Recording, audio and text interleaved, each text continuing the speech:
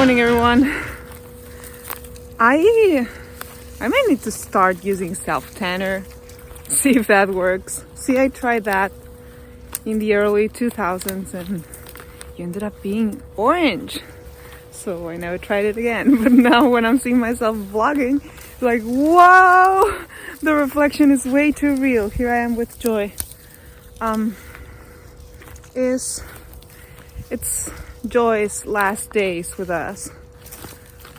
Soon, he's going on a trip to a hopefully forever home in the Netherlands. And I cross my fingers and I say hopefully because we've had 1, 2, 3 instances already of homes that should be forever homes, and they reach there and something happens, and then it's like, this is too much work.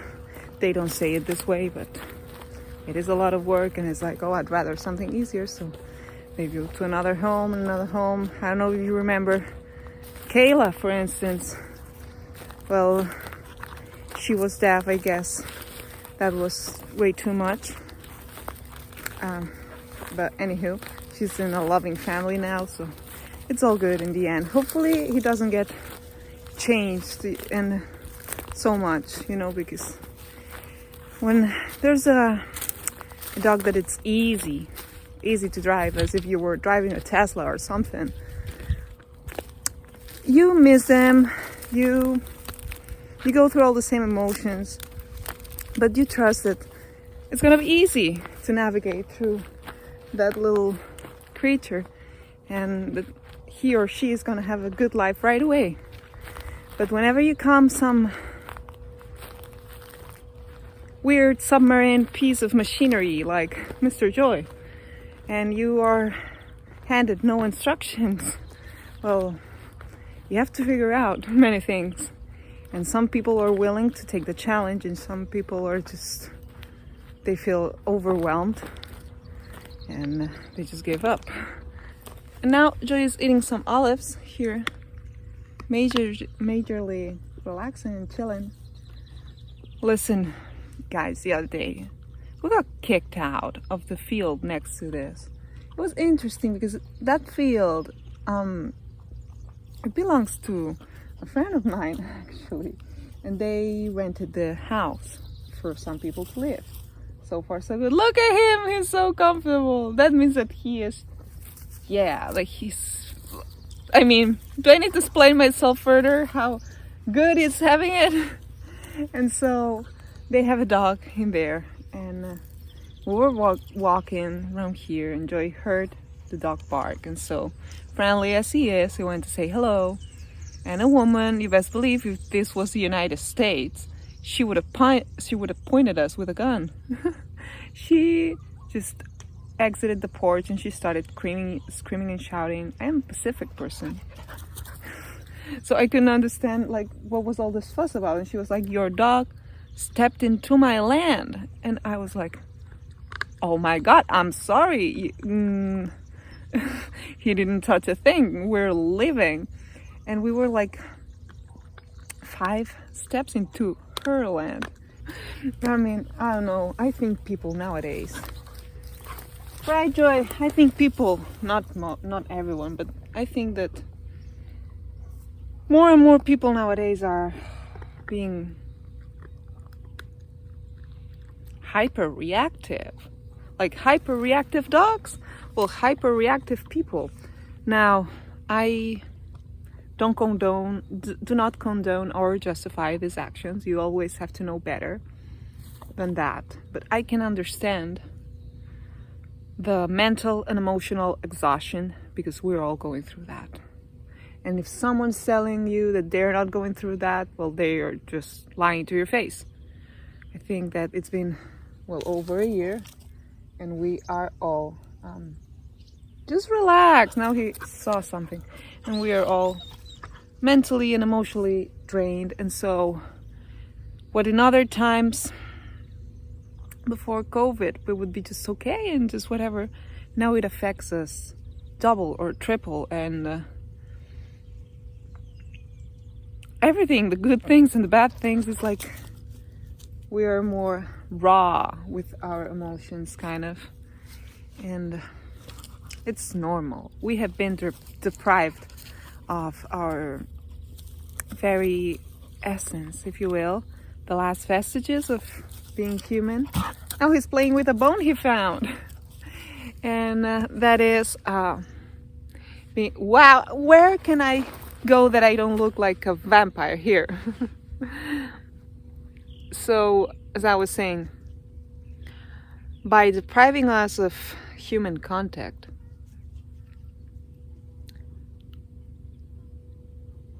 they just have dehumanized us. And so we have been deprived. When you just, this is why I've said it so many times, when you give a hug or receive a hug, you release so many hormones. Your brain releases so many hormones. Serotonin, dopamine, oxytocin, even norepinephrine, you know. And we have been collectively deprived of all of that. So, and people don't sleep so good, and it's normal. You're being deprived of human contact, hence love, however you want to call it. It doesn't necessarily need to be romantic love, but all sorts of love overall. And I can see joy, yay! And when you don't release enough serotonin, your circadian rhythm doesn't function properly, because if there is no serotonin, there is no melatonin, and it's an ongoing process. I'm sorry, this is the real. I'm so pale. I'm so pale. Am I? It's like, I'm cool. I still love you even though you're pale as it goes. Hey. And so I'm making the best of it, because I've been like many other people. There's people who have had it in the affection department better, and even though they have been stranded and put through the ringer, I have no doubt about that. They have joy. Now he's anxious. They have not been deprived of the love department. Joy. And then there's plenty of people like myself. I'm not the exception. I think I am in the 50% of the population, like the other half, who have been deprived of all of that. And we do our best. We do our very best. We keep our hopes high. Joy. And for me, I always came here. It's not like I come here ever since COVID. I just do the same thing. But before COVID times, if a week went by and there was no dog at the shelter, it was whatever. But right now, they're my helpers. I help them, they help me. I feel, I can see it's always been a win-win situation. Tell him, nobody ever loses by giving some love and receiving some love. It's a win-win situation all the flipping time, isn't it? Yes, it is. Yes, it is. This is why I try to stay away from the news and the media and all that negativity. Overall, you know, I am well aware of what's going on in the world. Joy. But I'm on a mission of, you know, my own well-being and this little man's well-being. And so, yeah, you best believe that we, as Winston Churchill put it once upon a time, if you're going through hell, keep going. Keep going. Always keep going. No matter what. Even if you wake up today, like today I woke up and you feel like I don't have it within me. Just do it. Don't go and take 12 kilometers uphill into a mountain, but just go out. Just get some sunlight and do the best with what's been given to you.